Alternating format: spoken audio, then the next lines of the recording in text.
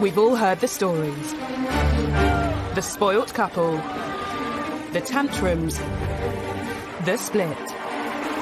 But there are two sides to every story. It's an opportunity for us to understand why they did step down as senior royals and for us to understand what it is that they're searching for in life. When you have that level of independence, my goodness, you can do anything. Tonight, we hear Meghan and Harry's side. This book definitely is about getting the truth out there. This book has potential to have huge ramifications for their relationship with the other royals. What caused the rifts? Look, we're brothers. We'll always be brothers. We're certainly on different paths at the moment. I would imagine if there is any conversation that William could take back, it would be that one. And who is to blame? They felt it was a slight, they felt put out. No one in the royal family likes being taken by surprise. Was Harry really as unhappy as is claimed? Were Meghan and Kate really at war? Or did the couple simply demand too much? Kate and Meghan are not obligated to be best friends. There is an intense interest from the public to try and find out the unfettered truth. Meghan Markle made serious judgment calls and made considerable errors. Can the couple ever repair relations with the rest of the royals? I don't see them going back into the constraining embrace of the royal family. I think that they will fly free. And how kind will history be to Meghan and Harry? Yes, they were breaking free of the royal family. Yes, they were able to embark on a new chapter of their lives, but it came at a huge cost. Meghan and Harry. Everything seemed like a fairy tale when the royal family gained a new member. I think they had the potential to be this amazing, celebrity couple. When they first got together, it felt like a real win, I myself was like, this is amazing. I'm loving seeing this. The wedding's going to be beautiful. And that's when the chip away started. Since then, it's been a turbulent 2 years for the Duke and Duchess of Sussex. And for many, they were to blame for everything that has gone wrong in the House of Windsor. But is that fair? I can just imagine what kind of struggle it was for them to see the constant lies, the constant made-up fabrication to sell papers, and that they were the human cost.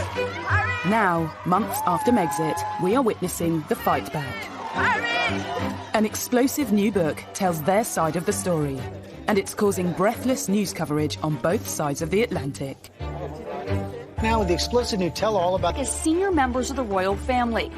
And there could be some pretty stressful conversations. We've all heard the stories. The spoilt couple, the tantrums, the split. But there are two sides to every story. It's an opportunity for us to understand why they did step down as senior royals and for us to understand what it is that they're searching for in life. When you have that level of independence, my goodness, you can do anything. Tonight, we hear Meghan and Harry's side. This book definitely is about getting the truth out there. This book has potential to have huge ramifications for their relationship with the other royals. What caused the rifts? Look, we're brothers. We'll always be brothers. We're certainly on different paths at the moment. I would imagine if there is any conversation that William could take back, it would be that one. And who is to blame? They felt it was a slight, they felt put out. No one in the royal family likes being taken by surprise. Was Harry really as unhappy as is claimed? Were Meghan and Kate really at war? Or did the couple simply demand too much? Kate and Meghan are not obligated to be best friends. There is an intense interest from the public to try and find out the unfettered truth. Meghan Markle made serious judgment calls and made considerable errors. Can the couple ever repair relations with the rest of the royals? I don't see them going back into the constraining embrace of the royal family. I think that they will fly free. And how kind will history be to Meghan and Harry? Yes, they were breaking free of the royal family. Yes, they were able to embark on a new chapter of their lives, but it came at a huge cost. Meghan and Harry. Everything seemed like a fairy tale when the royal family gained a new member. I think they had the potential to be this amazing, celebrity couple. When they first got together, it felt like a real win, I myself was like, this is amazing. I'm loving seeing this. The wedding's going to be beautiful.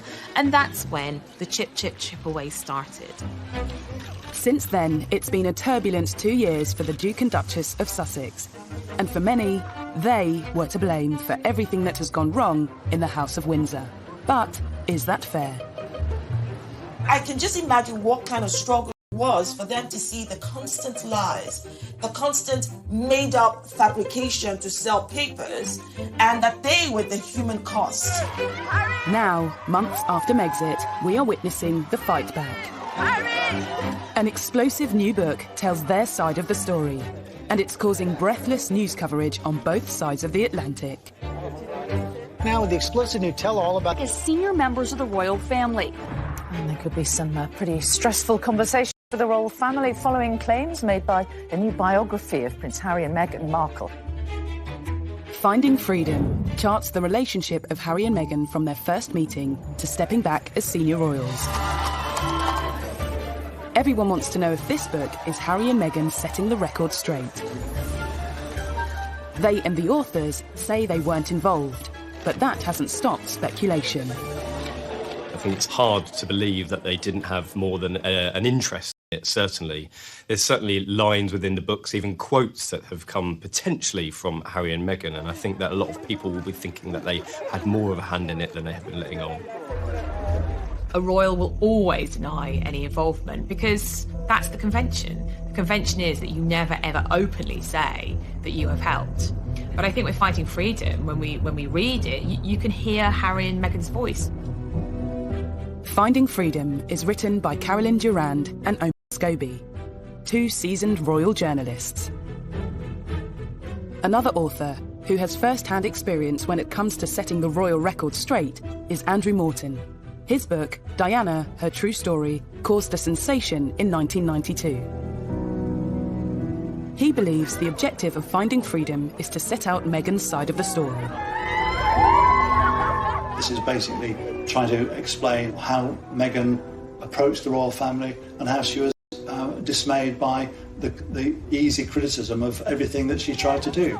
She's been frustrated by the fact that she's not been able to give her side of the story, that all kinds of stories have come out about her and she's not been able to answer back. And it's something which she's found immensely frustrating. It's an opportunity for them both, and in particular Meghan, for us to understand why they did step down as senior royals, why they've moved all the way across the pond, and for us to understand what it is that they're searching for in life. At the heart of the book is Harry and Meghan's decision to step down as senior royals.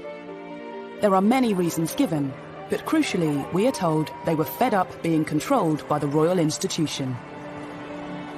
When they were told that they had to be brought within the confines of the Buckingham Palace machine, I think that's when they realised that their wings were being clipped and they weren't going to actually realise the stardom that they had set themselves up to be. The book claims there were concerns that the couple should be brought into the fold. Otherwise, the establishment feared their popularity might eclipse that of the royal family. I think they were particularly worried about William and Kate, that they might become more popular than them. And I think they just couldn't stand the idea of that. They can potentially be more popular than William and Kate, who were their golden couple. Are we to read it that Harry and Meghan felt that the other households thought they needed reining in, slapping down? Because that's how I read it. I read it that Harry and Meghan felt that there was this conspiracy against them and that they felt that they ought to be put back in their place on a variety of levels. And they became more and more insular, more and more paranoid. And then they felt there was no option but to leave. It always reminds me of a top football manager saying that no one is bigger than the club. And I think that analogy is very, very true here, that they weren't bigger than the institution. And certainly the men in grey suits that they believe were stalking the corridors trying to clip their wings might have been an invention in their own heads rather than actually what was going on. Those men in grey suits, as Princess Diana used to call them, were allegedly another element pushing Meghan and Harry away. In the book, friends of the couple call them vipers, and it's claimed some of them simply didn't like Meghan and would stop at nothing to make her life difficult. One of the suggestions in the book is that the courtiers, or the vipers as Harry and Meghan apparently refer to them, were out to get them, that they didn't like Meghan from the outset. It may very well be the case that there was a courtier, maybe two, who had it in for Meghan, who felt that she was too different, too confident, too ambitious, too different from anyone who had married into the royal family before. Meghan's differences led friends to call her Duchess Different, a play on the often repeated claims she was known as Duchess Difficult inside palace walls. I think calling Meghan Duchess Different is very telling, and it shows the gap between the old ways and the new ways. We can appreciate the value that both represent and celebrate the difference rather than try to, push it down or make it look like it's something bad. As Meghan and Harry's relationship with each other worsened, their relationship with the palace and the rest of the royal family seems to have soured. The new book says, increasingly, Harry had grown frustrated that he and Meghan often took a back seat to other family members. And the pair had to wait to announce projects if other, more senior royals had announcements of their own. I think she found that very difficult because actually what she thought she was getting was unrivaled power, and she'd be able to help and effect this change and be this change maker, which is what she wanted to be. And actually she found she was living in a gilded cage. By Christmas of 2019, Meghan and Harry had skipped Sandringham to take an extended break in Canada. They'd decided something was message. Well, the lack of photograph of them appearing for the Queen's Christmas speech obviously had an effect on them, and the book will tell you in detail about how this made them feel. They felt it was a slight, they felt put out. What I think was trying to be demonstrated during that Christmas message was the future of the monarchy, the future heirs, the future sovereigns.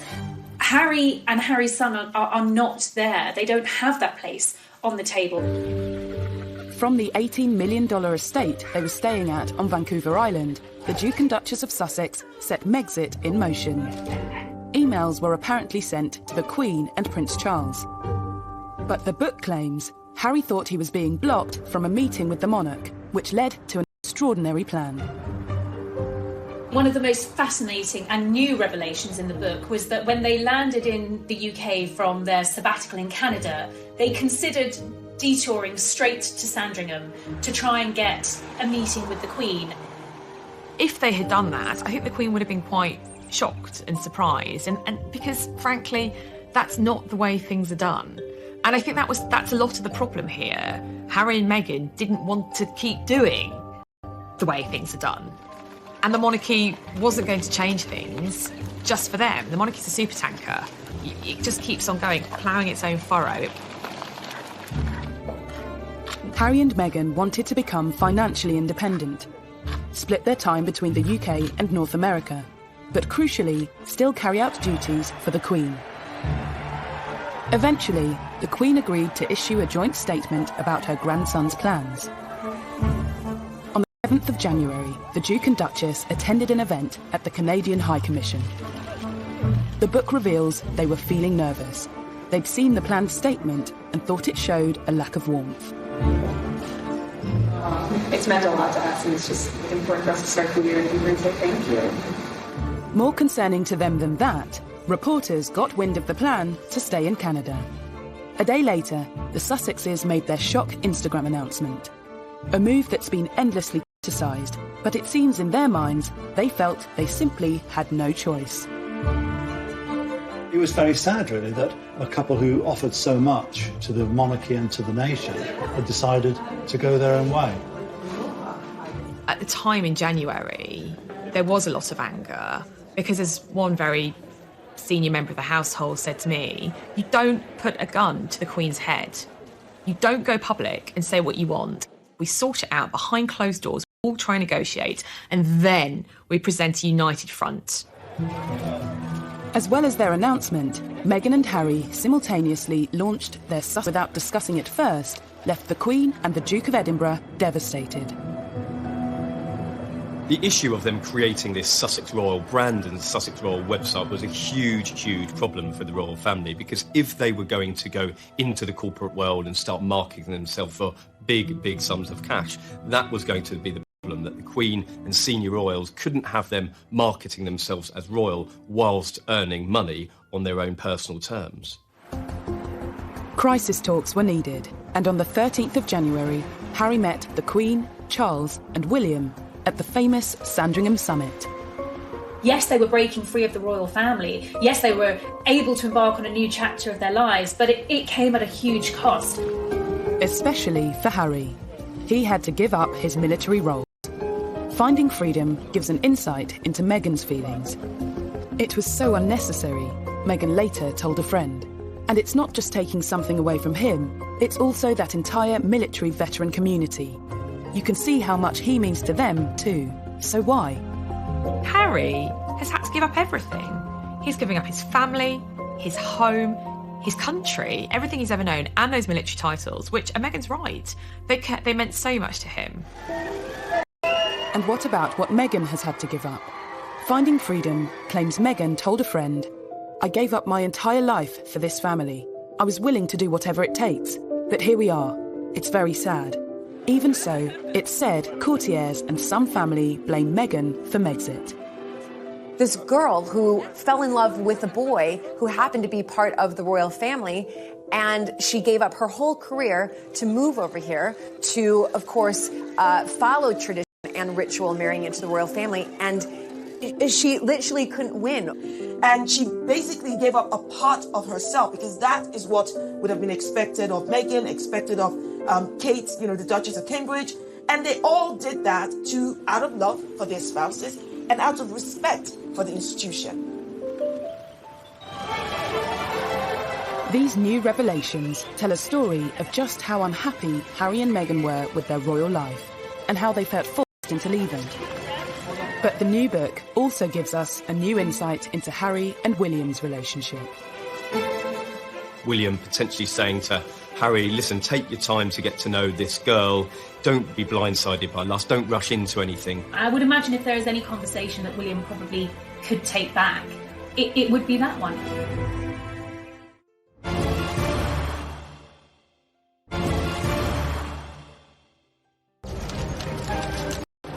To understand why the relationship between Harry and his family broke down, but Harry and Meghan's relationship was circulating, and Meghan soon had the world's press following her every move.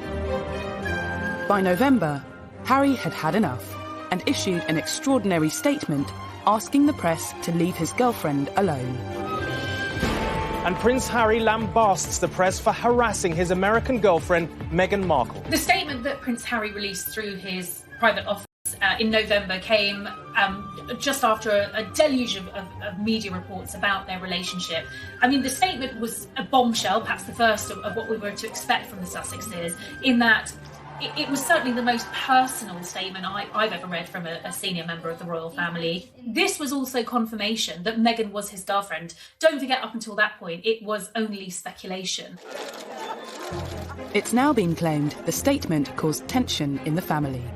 Not because of its content, but because of its timing.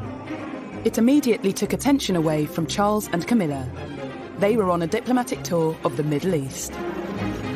Well, Harry's decision to write this statement himself and give the family only 20 minutes notice that he was putting it out was absolutely catastrophic. It torpedoed Prince Charles's tour of the Middle East, which went down like an absolute lead balloon in the palace. The royal family has strict protocols in place to ensure they don't overshadow each other's work. Something Harry appeared to overlook when he attempted to protect Meghan. I think one of the themes that is explored in Finding Freedom is the jealousies of some members of the royal household and some courtiers of the level of attention that the Sussexes were getting. You know, there was a point when Charles and Camilla weren't even getting a look in. You know, all the tabloids wanted to run was stories about Meghan and Harry, and that became a problem. And I think there's definitely some truth in the fact that Charles at times has felt a bit jealous, maybe, of his son's public profile, because for a long time, William and Harry were getting really, really positive publicity. And Charles, of course, had dreadful publicity. Harry's statement caused shockwaves in the palace and allegedly upset the Prince of Wales. But looking back, this wasn't the first time Harry had come out in vocal defence of his girlfriends. In 2005, whilst dating Chelsea Davy, he gave a frank interview to mark his 21st birthday. suppose that is the media in general. There's truth and there's lies, and unfortunately I can't get the truth across because I don't have my own column in the paper, which I'm thinking about getting. It does irritate me because obviously I get to see how upset she gets, and I know the real her. I don't think Harry's changed an awful lot over the years. He's become far more considered and far more aware of what's going on in the world. At the same time, his hostility to the mass media and to photographers and the paparazzi in particular hasn't changed one jot, to the point where he has, in his own mind, more control over his life. Less than a year after the statement, there was another incident, this time between Harry and William. Finding Freedom details a conversation that supposedly took place just before Harry proposed to Meghan. William is quoted as saying, "Don't feel you need to rush this. Take as much time as you need to get to know this girl." A source claims William didn't want his brother to be blindsided by lust. The book goes on to say, Harry could see through William's words. He was being a snob. I think that there was a great misunderstanding in that moment. That was, I believe, intended from a genuinely good place, a place of brotherly love and just wanting Harry to be absolutely sure, given the speed that this relationship had moved at, that he wasn't rushing into things. Harry, who was clearly sensitive and I think aware of some of the sniping in the corridors of power about Meghan, just took this deeply personal and the wrong way. And I would imagine if there is any conversation that William probably could take back, it would be that one.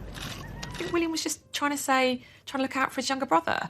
Now, maybe it goes to the heart of their relationship and Harry was frankly fed up with playing third wheel, effectively, to William, Kate and Harry. I mean, sometimes when the three of them did jobs together, I'd go and watch them, and it did feel a bit sorry for Harry. You know, Kate and William were always first because, you know, in the line of succession, William's always first, and Harry was always slightly trailing behind.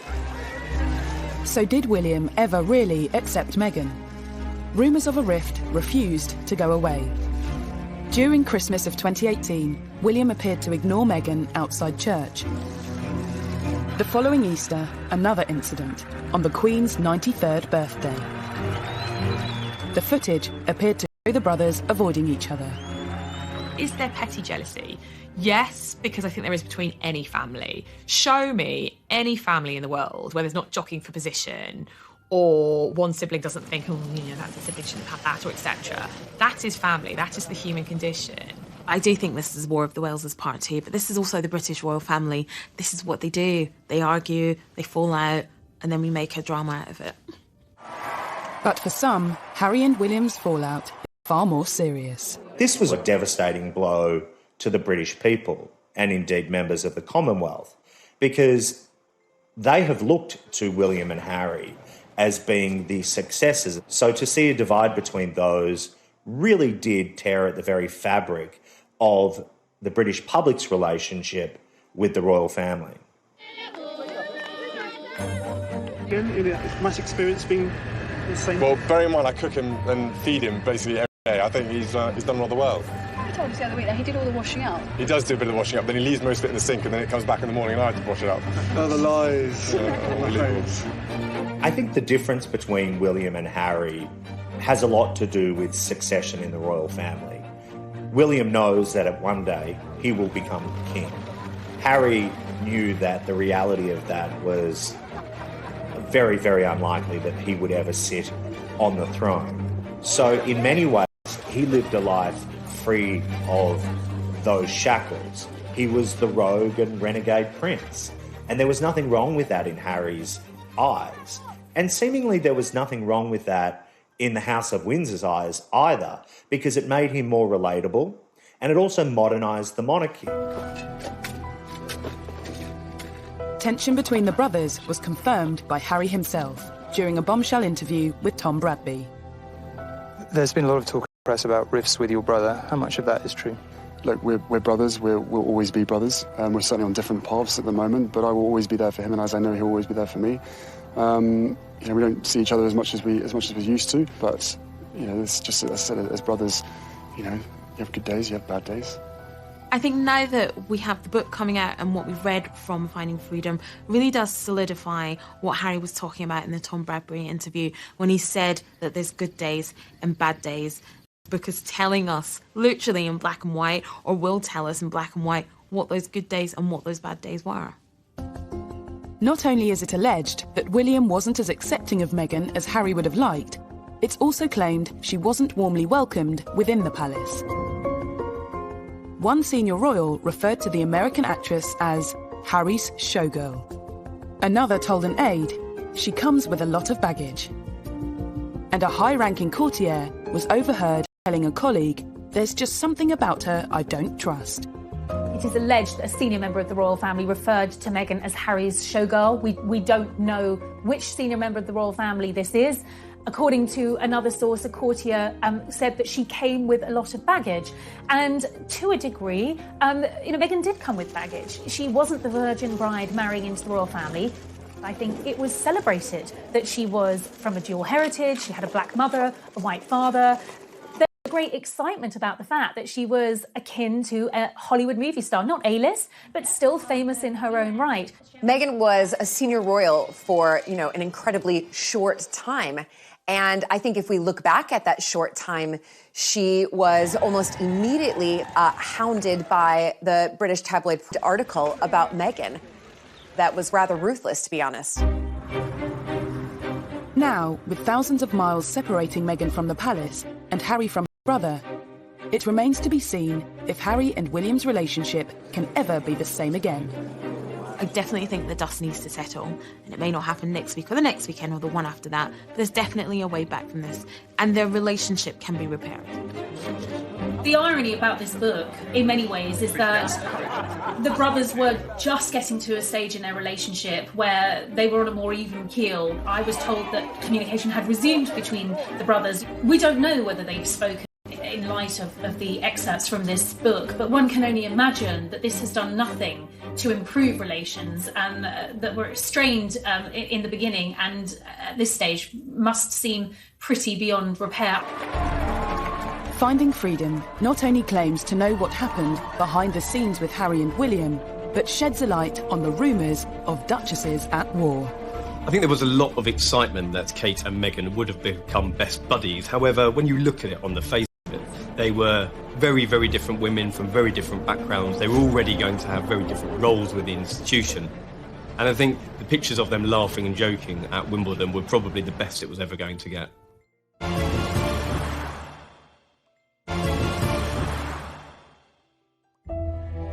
Finding Freedom is said to be Harry and Meghan's side of the story.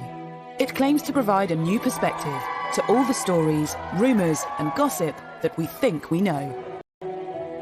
In particular, a focus on negativity surrounding Meghan's relationship with Kate, not long after she became the Duchess of Sussex. After the royal wedding, once that sort of crest of the wave of excitement and euphoria had subsided, there was a slow drip of reports that began to show Meghan in a different light.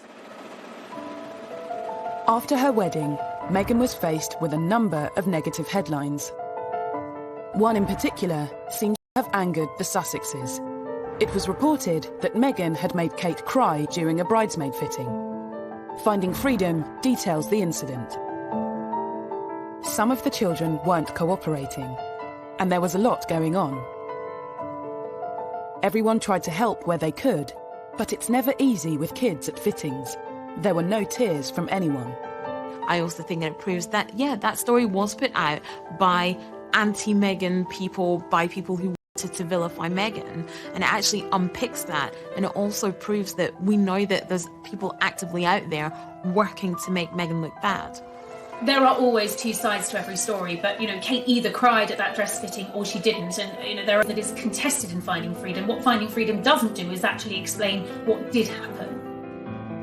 Whatever the truth, Meghan and Kate's relationship soon became a favourite topic for the tabloids. I think as soon as Meghan married into the royal family, the comparisons between Meghan and Kate were constant. And Kate is English. She's an English rose, and she does everything the right way. But she will be the future queen. I think there needs to be some leeway for Meghan and Harry because, he's now much further down the peg line as far as inheriting the crown. I think there was a lot of excitement that Kate and Meghan would have become best buddies. However, when you look at it on the face of it, they were very, very different women from very different backgrounds. They were already going to have very different roles with the institution. And I think the pictures of them laughing and joking at Wimbledon were probably the best it was ever going to get. Despite the press rumours the Duchesses were at war, Finding Freedom claims the relationship between the sisters-in-law was less tense than reported. It does, however, reveal they struggled to move past the distant politeness of when they first met. It was very easy for us to escape into this storyline that Meghan and Catherine were best friends, that William, Harry, Meghan and Catherine represented the Fab Four, this union of young royals that were set to take control and modernise the monarchy. It wasn't the case at all. Just 1 year after they were photographed laughing together at Wimbledon, photographs emerged of Kate and Meghan together at a polo event. This time, the atmosphere appeared a little less friendly. The book notes there was a cordial but distant rapport. It was a big exclusive event in the summer of 2019, and both Kate and Meghan were there with their children. In fact, it was probably one of the first times we'd seen Meghan out and about with baby Archie. Kate was watching the children playing on the field while watching the polo, but the real striking thing was that the two women were not speaking. They weren't even conversing for most of the day, and I think that was quite a bit of a realisation for the British public, and quite a disappointment as well, that these two women were not going to be the best of friends. It's reported Meghan had wanted a strong and close relationship with her sister-in-law. The book details that Meghan had initially hoped that Kate would potentially reach out to her and help guide her as somebody who had married into the institution, but the offer never materialised.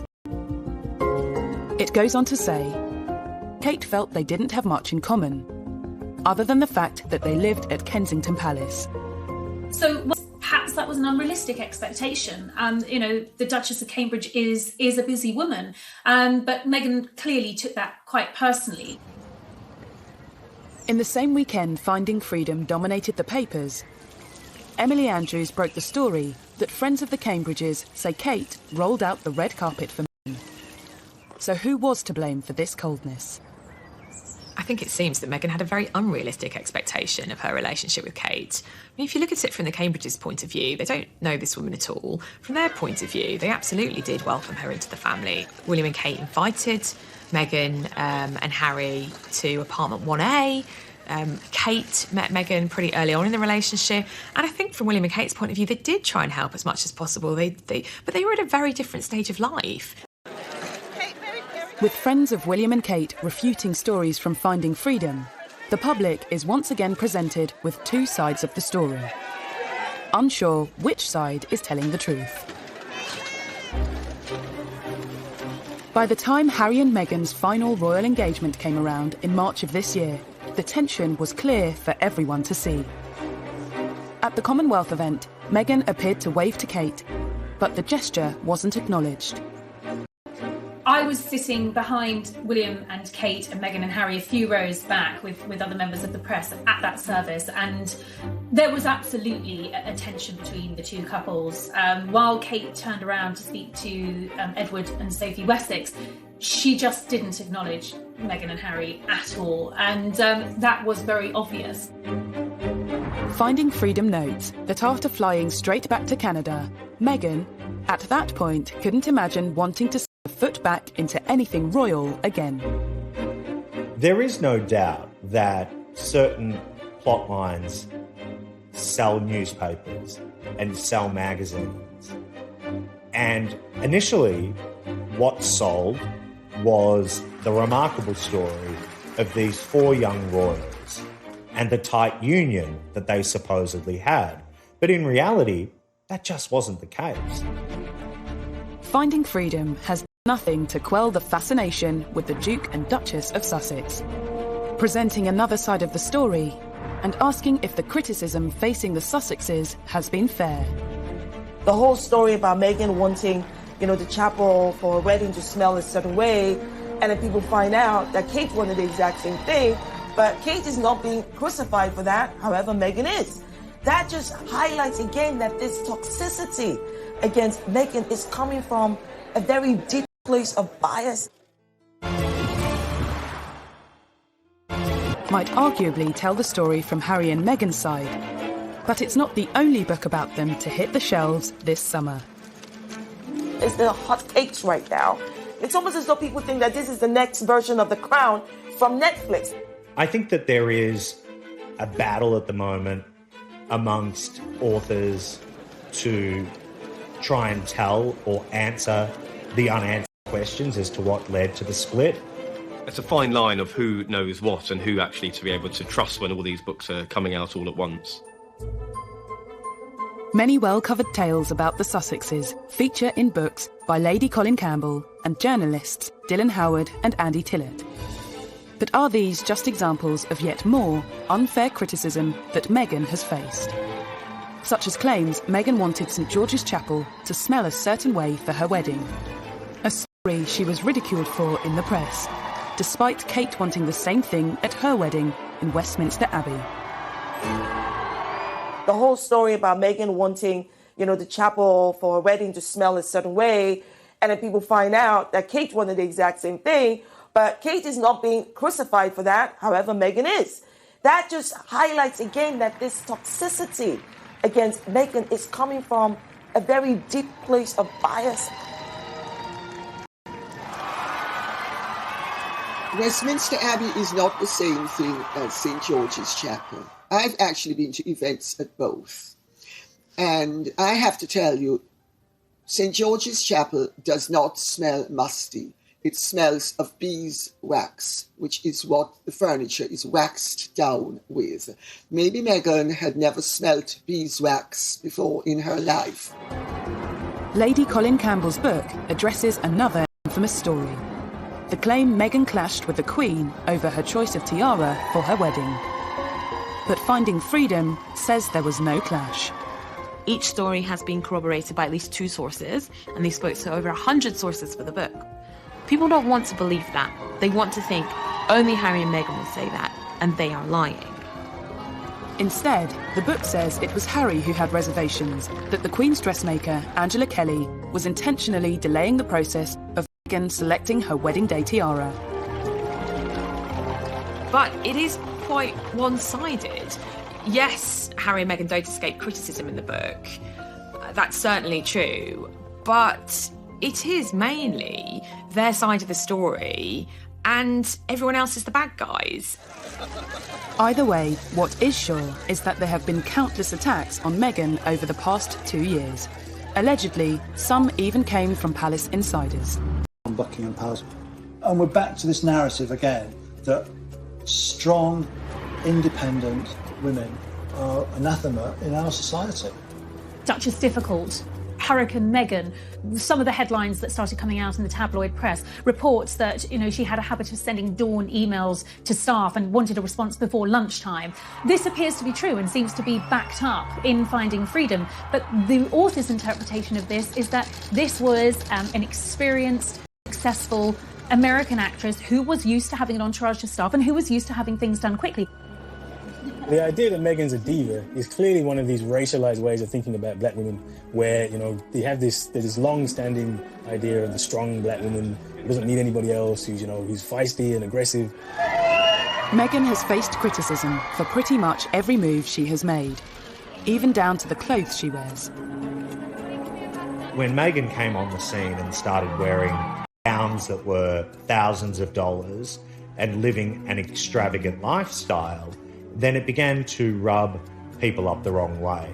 Someone's got to spend the most, and Meghan's the one that spends the most. Again, it's just a non-issue, it's a non-story. She's probably spending her own money. What's the big deal?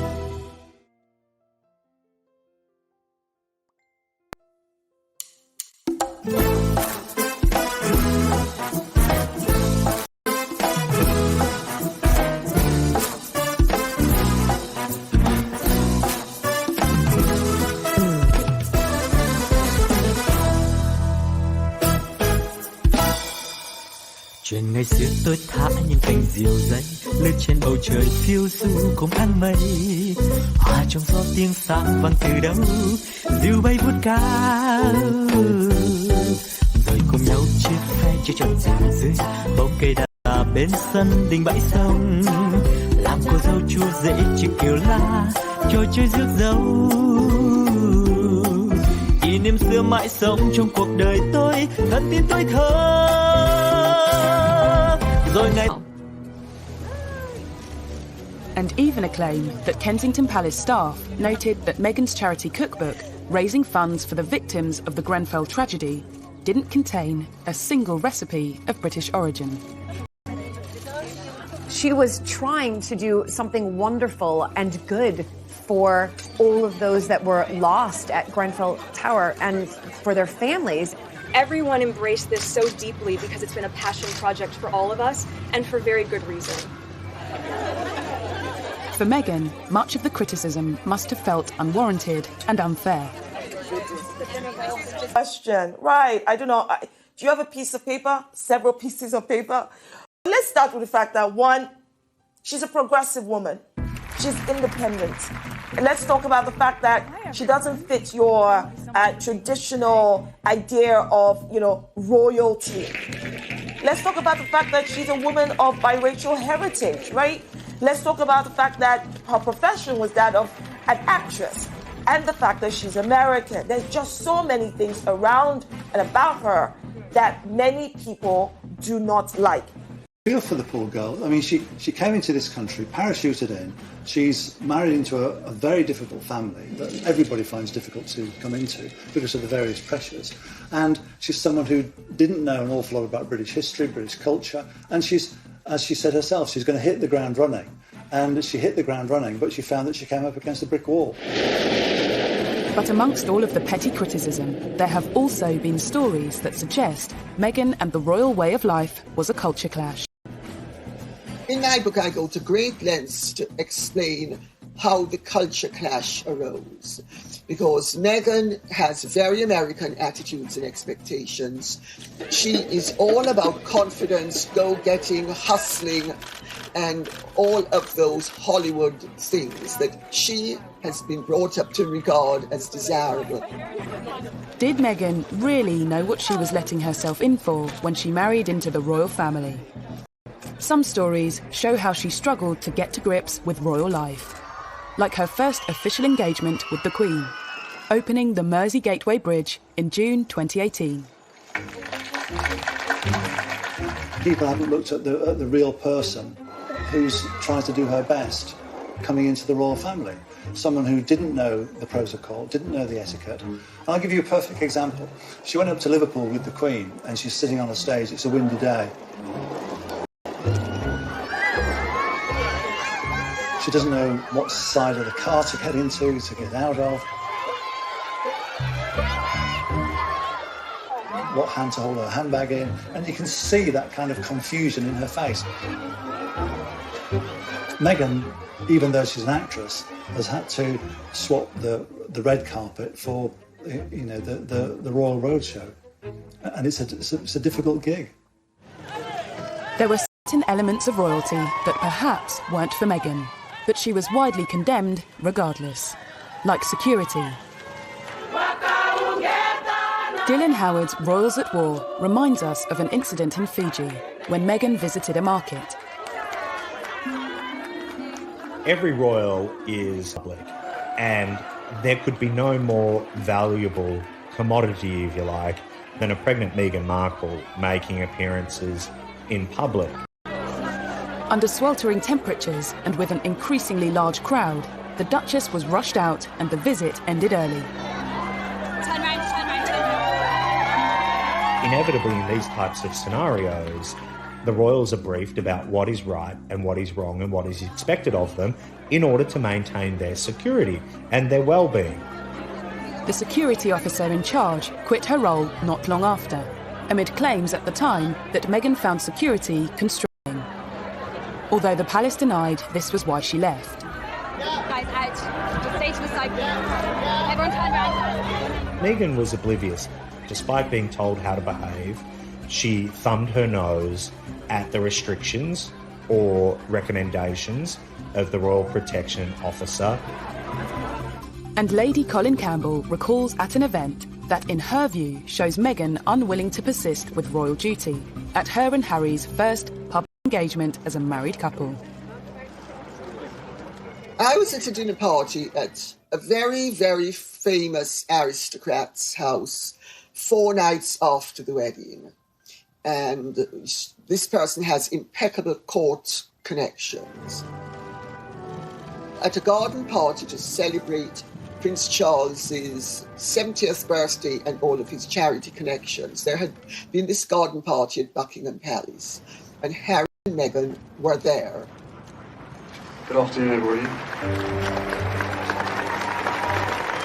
And there was much excitement about them being there because, of course, at that time they were the most popular couple in the country. She was a revered figure. People couldn't wait to meet her. Well, 15 minutes into the engagement, Meghan is overheard telling Harry she's bored and she wants to leave because they've effectively done their photo op. And the person who overheard this was completely gobsmacked. All of these stories and allegations hint at teething problems as Meghan grappled with royal life. But rather than focusing on arguably unfair criticisms, should the public and press have been more understanding of Meghan's struggle? After all, it's something that is very different to what she was used to. That's one of my favorite parts of being there. On the face of it, everybody was very, very excited when Meghan came on the scene. She was hugely successful in her own right. She'd spoken on the world stage on big issues like the UN, human rights scene, but she definitely wanted to hit the ground running. She'd said that herself, and I think that in certain sections of the palace that was quite difficult because there were certain processes, protocols that had to be followed, and when these two worlds collided, there was definitely a clash that couldn't be avoided. There was a culture clash. American divorcee, biracial, actress, woman of substance, 21st century girl from Los Angeles, versus the pale, male, stale, and very white British monarchy. Yes, we have a woman as our head of state. Yes, we have a woman as our queen. But it is still an old-fashioned institution. It's done in tradition is all, duty is all. And that's not very woke or 21st century. Coming up, did Meghan feel she lost her ability to speak out when she became a royal? That age-old mantra, which has stood the royals in very good stead, never complain, never explain. I think most people would say that she absolutely didn't understand that. And now that she and Harry have left, is she getting her voice back? It's been very empowering and inspiring to see and to hear what they've had to say.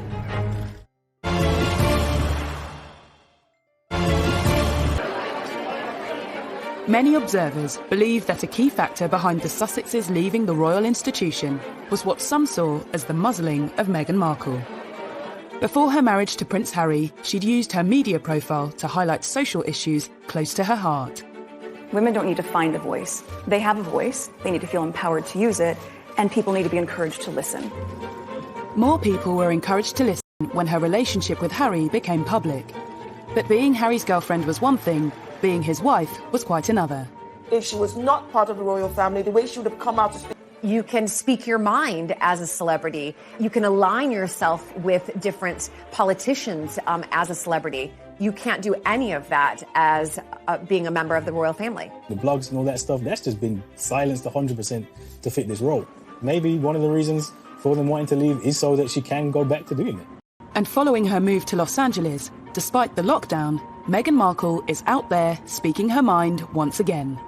All of you are out there campaigning, fighting the right fight, being on the right side of history and ensuring that we can get closer to seeing this truly as our past and not something that we have to revisit again and again and again. Meghan and Harry have given, recent Zoom virtual talks to many from the younger generation. They've definitely been able to speak about matters that are at the heart of them and matters that are important to them, like Black Lives Matter. The only wrong thing to say is to say nothing. Because George Floyd's life mattered, and Breonna Taylor's life mattered, and Philando Castile's life mattered, and Tamir Rice's life mattered. And so did so many other people whose names we know and whose names we do not know. It's been very empowering and inspiring to see and to hear what they've had to say. But did Harry and Meghan really need to leave the royal institution to speak out on subjects like racism and women's rights?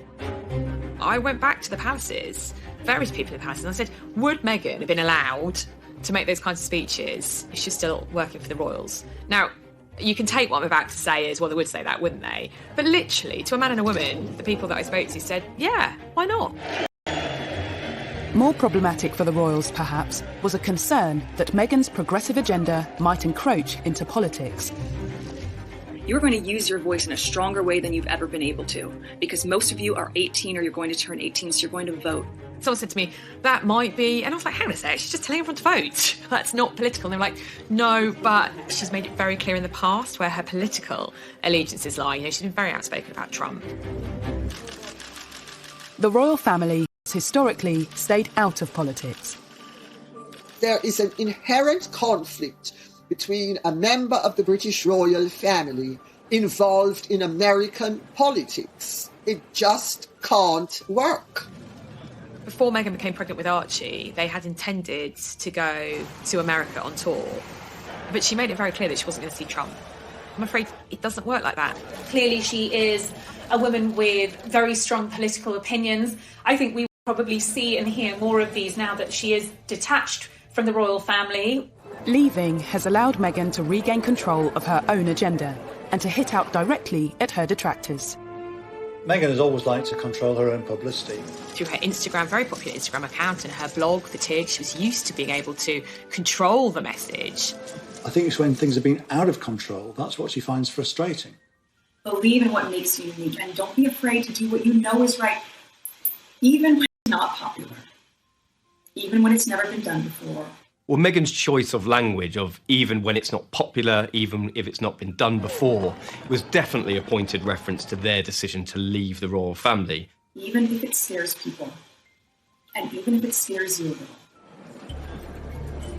That age-old mantra, which has stood the royals in very good stead, never complain, never explain. I think most people would say that she absolutely didn't understand that. One of the things she felt very stifled by was not being able to answer back. I think Meghan's biggest problem has been that she's obviously been schooled in the world of Hollywood, where you hit back at rumours and innuendo and you take the fight to them. Meghan couldn't grasp the reason why she wasn't able to respond to these. Well, there was so much more at stake than just Meghan Markle. The whole House of Windsor needed to be considered in whether or not she was to respond to an allegation that was levelled against her. And that narrow-mindedness goes a long way to explaining why her and Harry would ultimately leave the family. And I think this book has largely been written to put her side of the story across. And regardless of their personal influence on the book, it hasn't been the only outlet for the couple's grievances. Harry and Meghan take on the tabloids. She is suing a newspaper for publishing a private letter to her father. The letter related to Thomas Markle's various dealings with the media, following his non-appearances at the couple's wedding in May 2018. And within the court documents, some of Meghan's complaints about her treatment within the House of Windsor have been laid bare. She has used the courts as a forum to get her version of events out into the public. Meghan's detractors say she's attempting to manipulate the media and claim the revelations in her court evidence and writing the letter to her father in the first place are evidence of this.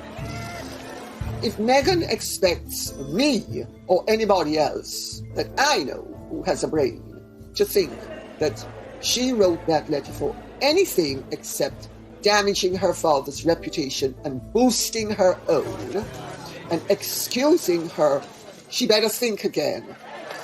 The central point behind this book has actually gone on record to say that Meghan wrote it with the public in mind. That was a comment made by author Omid Scobie earlier in the year, but not repeated in the book. Meghan emphatically states that she didn't expect the contents to become public. But Associated Newspapers, publishers of the Mail on Sunday, are contesting that. Before being published, the letter had been referred to in People magazine. She may have given her friend permission to speak to People magazine. Friends have been spoken to at some point, but I genuinely think that was a letter between herself and her father, and I don't think she wanted it to be in any of the papers. She would have been very frustrated that it was published without her knowledge. It will be up to the courts to decide of whether this was an issue or whether she did know or didn't. I think it must be very sad and exhausting for Harry and Meghan to have had to undertake this court action. They're forced to go through this vicious cycle of seeing more lies and the same lies come up and people buy into it and people dig into it. So it has to be exhausting for them, but I have to say it is the right thing to do. Since beginning the court proceedings, both Harry and Meghan have been accused of hypocrisy in their dealings with the media. Whether or not she wanted the letter leaked is really unknown at this point. But what I can say with certainty is that she does want certain stories leaked. In the book Finding Freedom, it says that she worked with the paparazzi. She tipped them off, and she tipped off local journalists because she was trying to further her own profile. And you do kind of come away from the book thinking Harry and Meghan are perfectly happy to invade their own privacy as long as it's a positive outcome for them. I've never seen a member of the royal family who has polarised opinion quite as strongly as Meghan and then Harry and Meghan. It's almost as if people took positions very, very early on. You're either for them or you're against them. But unlike many such debates, there will eventually be winners and losers on at least some of the big questions over Meghan. Is she an attention-seeking hypocrite who was a disruptive influence on the royal family? Or is she a well-meaning and wholly innocent victim of racism, sexism, and the machinery and machinations of the monarchy? It seems that the English courts will play a part in answering that question. If they are to win, they will have won at the expense of dragging the royal family through the mud. So win or lose, in my view, it's a loss. Released from the House of Windsor, have Harry and Meghan really found their... And heard a lot more from this couple. They are holed up in a rented £80 million mansion. They really need to try and take a bit of time out and maybe realise what they want, what their future looks like.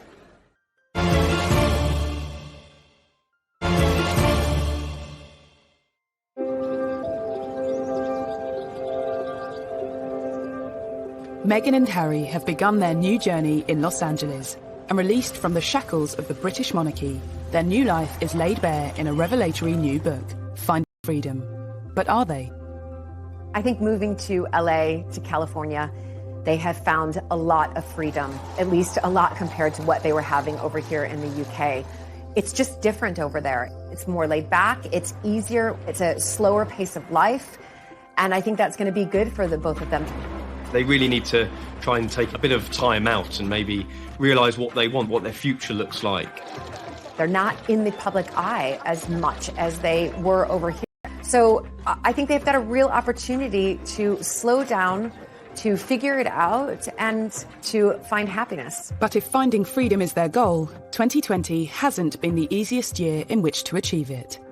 Have they actually found freedom? Not really. No one could have predicted this pandemic, but the reality is that they are holed up in a rented £80 million mansion in Beverly Hills, taking on the paparazzi because they believe they have invaded their privacy by taking pictures of them. The idea that they are almost prisoners in their own home doesn't suggest that they have found freedom. The Duke and Duchess of Sussex launched another legal action, this time in the US, after drones were allegedly used to take pictures of their infant son, Archie. These reports of the drone that's flying over their LA home and they're trying to find that person, and then they will sue that person. It goes to show you that they will not put up with the invasion of their privacy at all. Some believe that for a couple seeking freedom and wary of the paparazzi, moving to Los Angeles was a strange choice. That remains the great paradox of a decision to move out of the royal family to avoid the limelight and move to a place where the limelight shines brighter than anywhere else in the world. They've gone to the capital of the world. In LA, freedom of expression is paramount. I think that we're seeing how they're trying to achieve the privacy that they want by suing publications, and they probably won't stop until they stop being pursued. So I think this will definitely put caution in a lot of journalists and a lot of photographers, and being very, very careful about what they print. The Sussex's battle is far from over when it comes to protecting their privacy. But what more of Meghan and Harry making speeches? I've been told the Obamas' business model is something that they're very much aspiring to, which could earn them a very lucrative income indeed. I mean, public speaking engagements alone could earn a couple hundreds of thousands of dollars. And I'm quite sure that in California, where they're now based, that there will be all kinds of companies that will want to see them on their boards. And I can well imagine, for example, Meghan going on board of a major international company to look at gender issues. There's much speculation about the path that Meghan will take. But what about Prince Harry? The break from the royal family meant giving up all his military titles, and which took up an awful lot of his time. I think he probably took that quite hard, and I think that was a bit harsh, but I'm hoping that he can continue to work with veterans in some form, perhaps in America, and continue that line of work, because he was genuinely passionate about it. If, as seems likely, Harry has more difficulty than Meghan in acclimatising to this new life, might some kind of return to the royal fold be possible? The Queen gave him this option of the trial period, see how you fare after 12 months and see if it's working for you. Partly through coronavirus and partly through the way they have handled things, what they hoped to achieve is clearly turning out to be more of an uphill struggle than they would have envisaged initially. Who knows? I don't think they know what they're going to be doing between now and next week, much less next year. There were headlines in some of the tabloid press after the serialisation that, there was no way back after this, after the revelations, after airing their dirty laundry in public, that, this was it for the Sussexes. I'm not so sure. While I don't think they will go back to a royal role as such, Harry remains, in spite of what's been said and what's happened, deeply loved by his family. Whatever the future might hold for the former royal couple, it seems that for now, a return to the House of Windsor is very far from their minds. I think that they will get it right over there. I hope that they will do exciting and amazing things together, become financially independent, and live a peaceful life, which I suspect is what they both want. I applaud Harry and Meghan for standing up for what they believe and wanting to carve out a life for themselves that makes them happy. That should ultimately be what we all want for them. They've got an opportunity to make a change, to make a difference, and I'm quite sure that they will continue to do that over the next few years, but not under the umbrella of the royal family, but under their own umbrella. In 2018, a new 21st century monarchy. In just 2 years, that dream has shattered. How? Finding Freedom certainly doesn't have all the answers, but it does reveal the open wounds currently blighting the royal family, and some say rubs salt into them. There are two sides to every story. Which one to believe, that's up to you.